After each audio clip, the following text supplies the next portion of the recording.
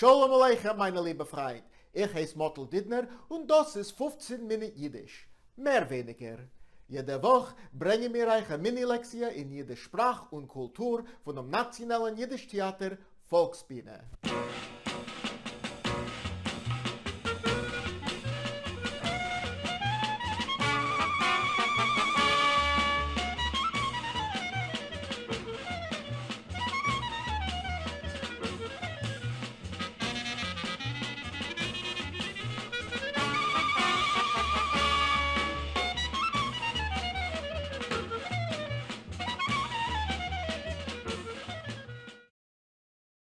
Welcome back to 15 Minute Yiddish.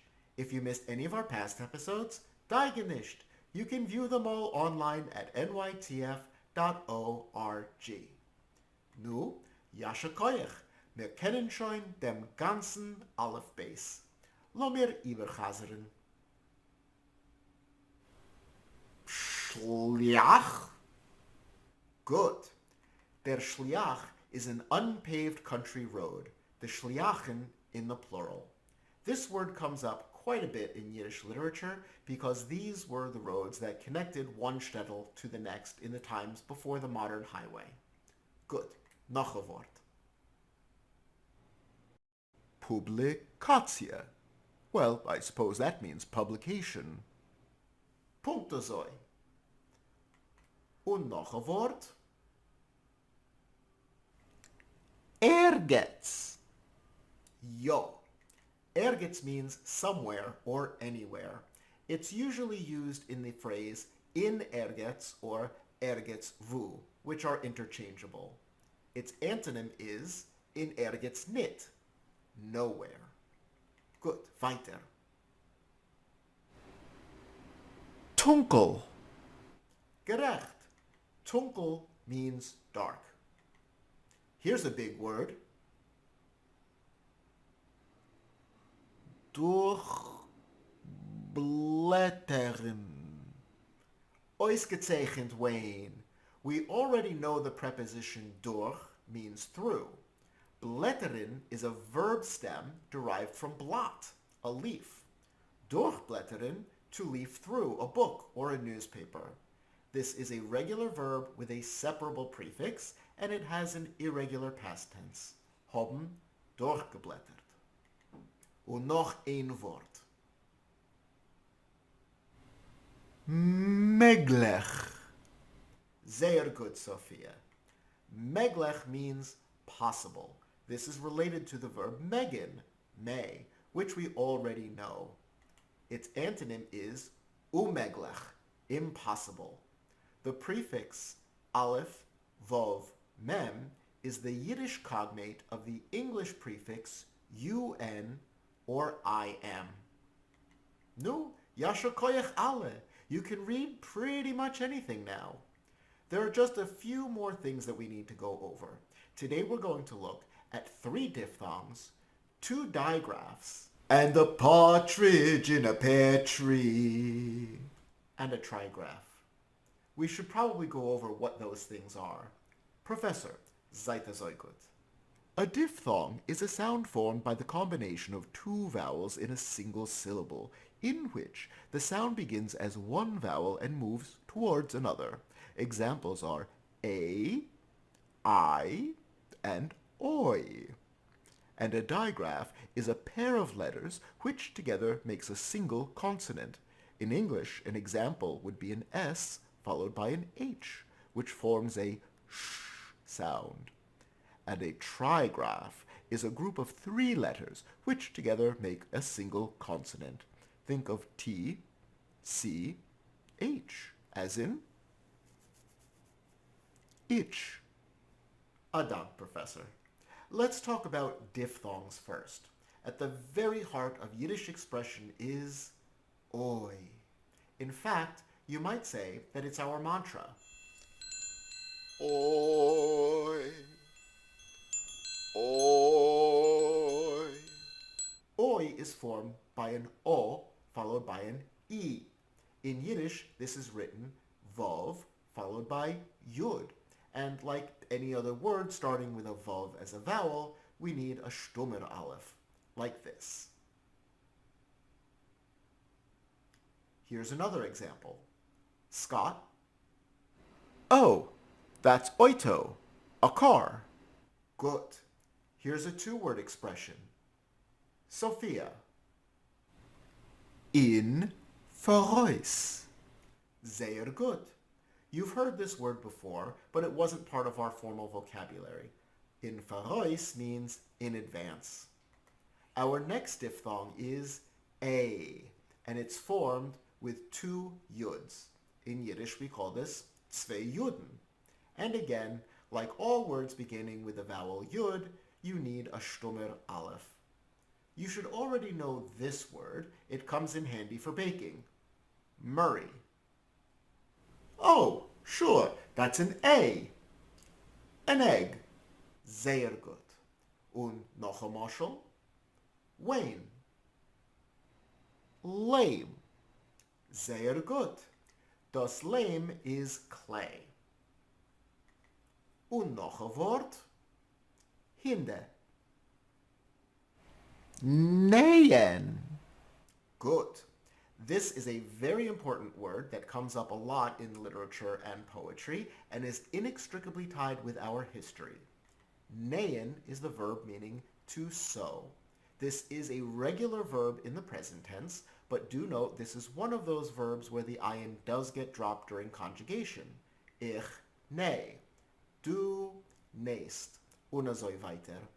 This is also a regular verb in the past tense. Haben genäht. Our third diphthong is I. And again, this is written mit zwei Juden, aber mit a Pasach. We call it Pasach zwei Juden. And again, if this appears at the beginning of a word, it must be preceded by a stummer aleph. Lemashal, here's a word that you already know. Professor? Eier. The plural for egg. Look again. Remember what Pasach zwei Juden means in comparison to zwei Juden on a Pasach. Oh, that's Eier, yours. Sehr gut. Noch ein Wort mit Pasach zwei Juden. Scott? Seid. Good. Das Seid means silk. Now let's take a look at a word with zwei Juden without a Pasach, but pronounced as if there were a Pasach. Sophia? A Kleinigkeit? Sehr gut. For some reason, words that end in the suffix kuf, zwei Juden tes, are pronounced kite, even though it looks like it should be pronounced kate, like Yiddishkeit.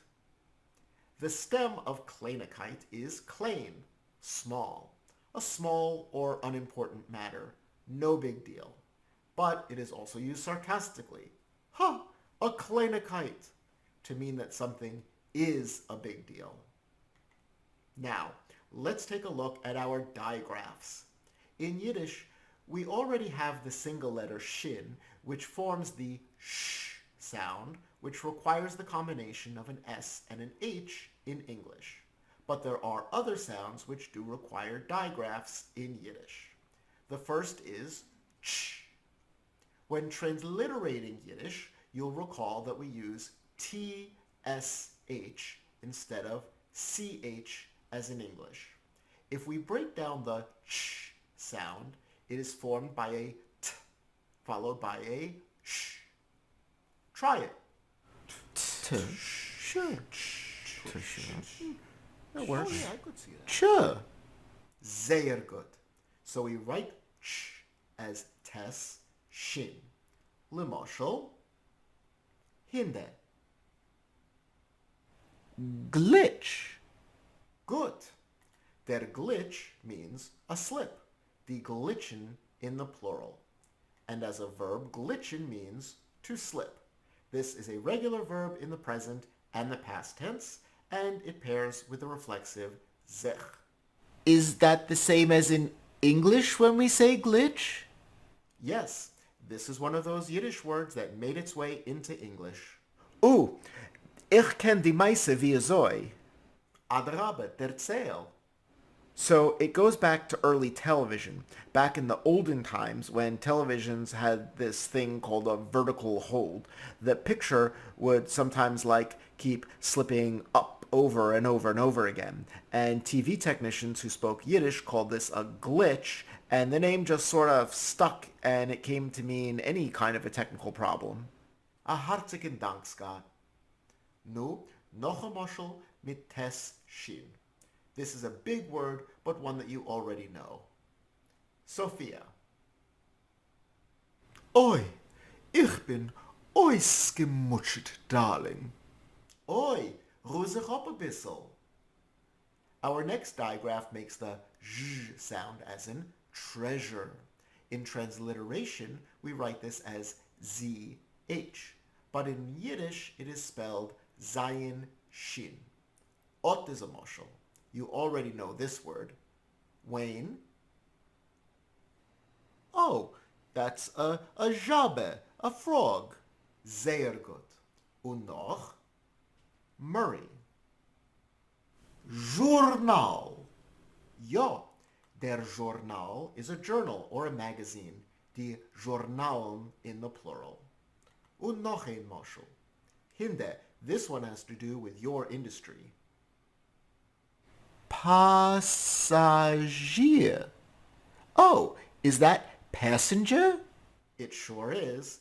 Der Passagier in the singular, die Passagieren in the plural. Our Yiddish trigraph is represented by a single letter in English, J, but in Yiddish it requires 3 letters. The sound J is made up of a da and a J. In transliteration, we would spell this D-Z-H. Try that out. Ja.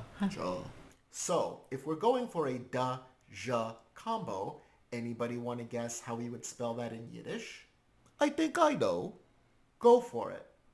The D would be a dalid, and we just learned that zh is zayid shin. So I think it would be dalid zayid shin. Du bist gerecht, Wayne. Dalid Zayin Shin. Let's try this one out. Professor? Jungle. Ja, jungle. It means exactly what it sounds like. Der jungle in the singular, die Junglen in the plural. Oh, did that go from English into Yiddish? I'm not quite sure how it got into Yiddish. It's used in Slavic languages as well. It's actually based on a Sanskrit word. Sehr interessant. Noch a moshel mit Dalid Zayin Shin. Sophia? Oh, I know that word, darling. That's verblonget. It means lost. Punktazoi. And this is related to the verb blungen, to get lost or to wander. And since we haven't done verb time yet today, los sein verb time.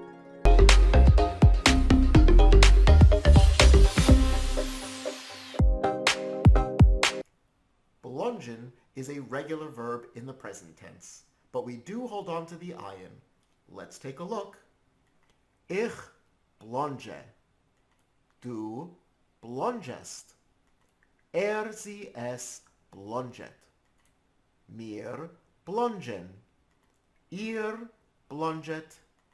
Sie blongen. Alle zusammen. Ich blonge.